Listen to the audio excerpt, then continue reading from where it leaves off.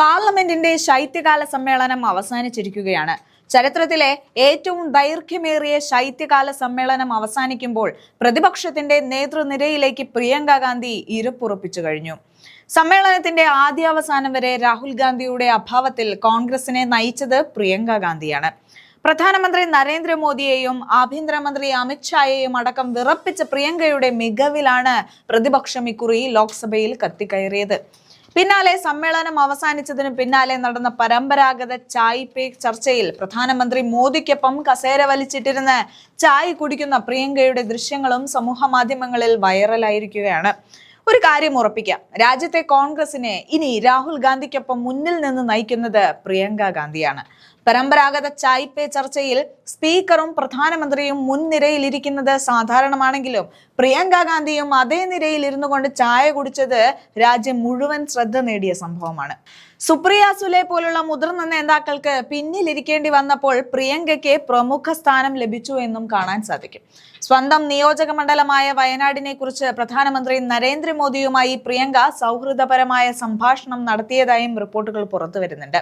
ചില അനൗപചാരിക ചായ സദസ്സുകളിൽ നിന്ന് വിട്ടുനിൽക്കുന്ന സഹോദരൻ രാഹുൽ ഗാന്ധിയിൽ നിന്ന് വ്യത്യസ്തമാണ് ഇവിടെ പ്രിയങ്ക. പൊതുവേദികളിലെയും രാഷ്ട്രീയ രംഗത്തെയും സാന്നിധ്യത്തിന്റെ പ്രാധാന്യത്തെക്കുറിച്ച് പ്രിയങ്കയ്ക്ക് വ്യക്തമായ ധാരണയുണ്ട്.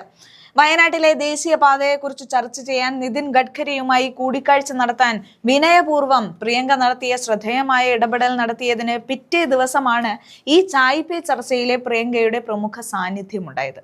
കേന്ദ്രമന്ത്രിയുടെ സമ്മേളനത്തിന് ശേഷം അദ്ദേഹത്തെ കാണാൻ ഉടനെ ക്ഷണം ലഭിച്ചത് പാർട്ടിക്കിടയിലുള്ള ബന്ധങ്ങൾ കൈകാര്യം ചെയ്യാനുള്ള പ്രിയങ്കയുടെ കഴിവിന് അടിവരയിടുന്ന ഘടകമാണ്.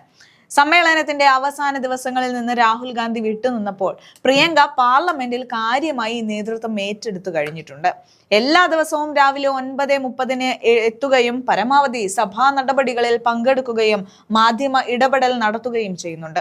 ഓപ്പറേഷൻ സിന്ദൂർ പോലുള്ള ചർച്ചകളിൽ മുൻപ് ഒഴിവാക്കപ്പെട്ടതായി തോന്നിയ മനീഷ് തിവാരി, ശശി തരൂർ തുടങ്ങിയ വിമത ശബ്ദങ്ങളെ കൂട്ടിയോജിപ്പിക്കാനുള്ള തീരുമാനം അവരുടേതായിരുന്നു. പരിചയസമ്പന്നരായ ഈ നേതാക്കളെ ഒഴിവാക്കുന്നതിലൂടെ പാർട്ടി BJPക്ക് അവസരം നൽകുകയാണെന്ന് പ്രിയങ്കയ്ക്ക് തോന്നിയിട്ടുണ്ടാകണം. അമ്മ സോണിയാഗാന്ധിയെ പോലെ എല്ലാവരെയും ഉൾക്കൊള്ളുന്ന രാഷ്ട്രീയ ശൈലിയിൽ വിശ്വസിക്കുന്നതായി തോന്നിപ്പിക്കുന്ന പ്രവൃത്തികളാണ് പ്രിയങ്കയുടെ ഭാഗത്തു നിന്നുണ്ടാകുന്നത്. പാർട്ടിക്കുള്ളിലെ ഭിന്നതകൾ BJPക്ക് രാഷ്ട്രീയ ആയുധങ്ങൾ നൽകുന്നില്ലെന്ന് പ്രിയങ്ക ഉറപ്പാക്കുന്നുണ്ട്. ലോക്സഭയിൽ പ്രധാനമന്ത്രിയോട് വന്ദേ മാതരം പോലുള്ള സംവേദനാത്മക വിഷയങ്ങളിൽ നേരിട്ട് ഏറ്റുമുട്ടാനും പ്രിയങ്ക മടിച്ചു നിന്നിട്ടില്ല. ഇത് പല പാർട്ടി അംഗങ്ങളും കൈകാര്യം ചെയ്യാൻ വിമുഖത കാണിച്ച വിഷയമാണ് എന്നും കാണാൻ സാധിക്കും. പരിഹാസത്തിന് രാഹുൽ ഗാന്ധിയെ എളുപ്പത്തിൽ BJPക്ക് ലക്ഷ്യമിടാമെങ്കിലും പ്രിയങ്കയുടെ ശാന്തതയും ദീർഘകാല പക വെച്ച് പുലർത്താതിരിക്കാനുള്ള കഴിവും പ്രിയങ്കയെ വ്യത്യസ്തയാക്കുന്നുണ്ട്. തന്ത്രജ്ഞൻ പ്രശാന്ത് കിഷോറുമായുള്ള ബന്ധം വീണ്ടും ശക്തമായതിനെ കുറിച്ചുള്ള കിംവദന്തികളും ഉയർന്നിട്ടുണ്ട്. പ്രിയങ്കയുടെ ക്ഷണപ്രകാരം പ്രശാന്ത് കിഷോർ കോൺഗ്രസിന് കൈ കൊടുക്കുമോ എന്നാണ് ഇനി അറിയാനുള്ളത്. എന്തായാലും ശൈത്യകാല സമ്മേളനം അവസാനിക്കുമ്പോൾ കോൺഗ്രസിൽ 2 ശക്തി കേന്ദ്രങ്ങൾ ഉയർന്നു വരുന്നത് അവഗണിക്കാനാവാത്തതായി മാറുകയാണ്. രാഹുൽ ഗാന്ധി എന്ന പ്രതിപക്ഷ നേതാവ് പ്രത്യയശാസ്ത്രപരമായ പ്രചാരണങ്ങളുടെ മുഖമായി തുടരുമ്പോൾ പാർട്ടിയുടെ തന്ത്രപരമായ ആസൂത്രണവും ദിനം പ്രതിയുള്ള നടത്തിപ്പും ഇനി മുതൽ പ്രിയങ്കയുടെ ജോലിയായി മാറുകയാണ്. ഈ സമ്മേളനത്തിൽ പ്രിയങ്ക ഗാന്ധിയുടെ വർദ്ധിച്ചു വരുന്ന സ്വാധീനം കോൺഗ്രസിന്റെ ഭാവിയിൽ വലിയ വഴിത്തിരിവുകൾക്ക് കാരണമാകുമെന്നും ചൂണ്ടിക്കാട്ടപ്പെടുന്നുണ്ട്. എന്തായാലും മോദിക്കൊപ്പം ആത്മവിശ്വാസത്തോടെ ചർച്ചയ്ക്കിരിക്കുന്ന പ്രിയങ്കയുടെ ദൃശ്യങ്ങളും നമുക്ക് കണ്ടു നോക്കാം.